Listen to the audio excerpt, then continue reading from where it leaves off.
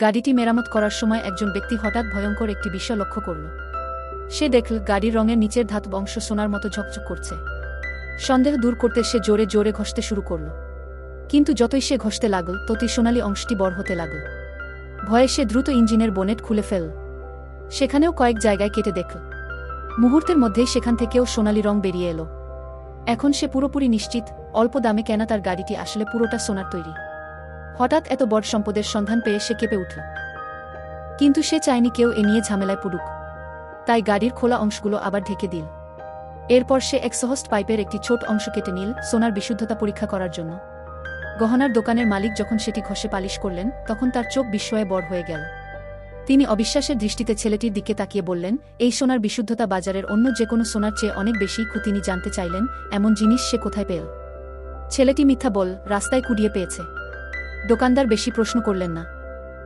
তিনি নিজের ফোন নম্বর লিখে দিয়ে বললেন বাজারের সব সোনা তিনি সর্বোচ্চ দামে কিনবেন।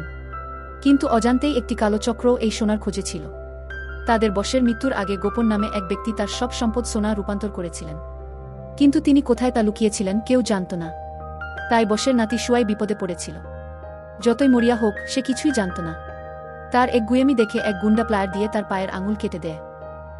অন্যদিকে যে ব্যক্তি গোপনের বাড়ির আগের মালিকের কাছ থেকে গাড়িটি কিনেছিল সে তাকে বড় অঙ্কের টাকা দিয়ে ধন্যবাদ জানাতে গেল। আগের মালিক অবাক হয়ে জিজ্ঞেস করলেন হঠাৎ এত টাকা কেন? ঠিক তখনই গ্যাং সদস্যরা সেখানে পৌঁছে যায়। পরিস্থিতি বুঝে লোকটি দ্রুত গাড়ি নিয়ে পালিয়ে যায়। ঠিক তখন আগের মালিকের ফোন আসে। সে ফোন কেটে দিতে যাচ্ছিল। হঠাৎ অপরিচিত একটি কণ্ঠ শোনা গেল। লোকটি আসলে গ্যাংয়ের নিয়ন্ত্রণে ছিল।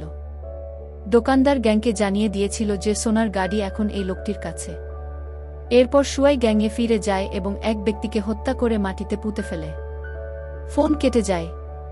রাগান্বিত গ্যাং নেতা পালিয়ে যাওয়া লোকটিকে ধরার নির্দেশ দেয়া। কিছু কথাবার্তার মাধ্যমে তারা পুরো ঘটনার সত্য জানতে পারে। এই সোনার গাড়িই সব সমস্যার মূল। তারা সীমান্ত পেরিয়ে পালানোর সিদ্ধান্ত নেয়া। কিন্তু গাড়িটি গ্যাংয়ের হাতে পড়েনি। লোকটি সেটি নিয়ে তার বন্ধুর বাড়িতে যায়। স্বাভাবিক আচরণ করার চেষ্টা করলেও বন্ধু সন্দেহ করে সে নিশ্চয় কোনো অপরাধ করেছে। সে পুলিশে খবর দেয়া। দুজনকেই থানায় নেওয়া হয়।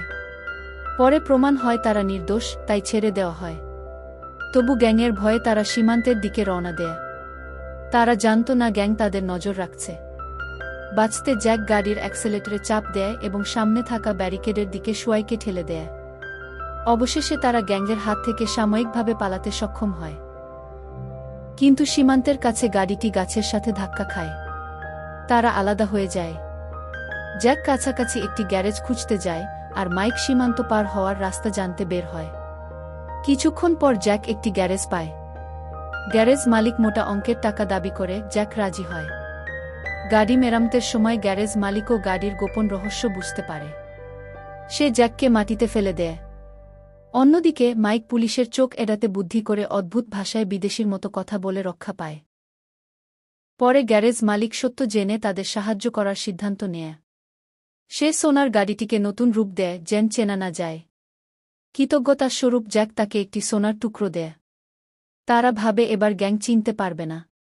ঠিক তখনই একটি লাল গাড়ি এসে থামে। গ্যাং সদস্যরা তারা একটি সাদা গাড়ি খুঁজছে বলে জানা। মেকানিক বলে সে এমন কোনো গাড়ি দেখেনি।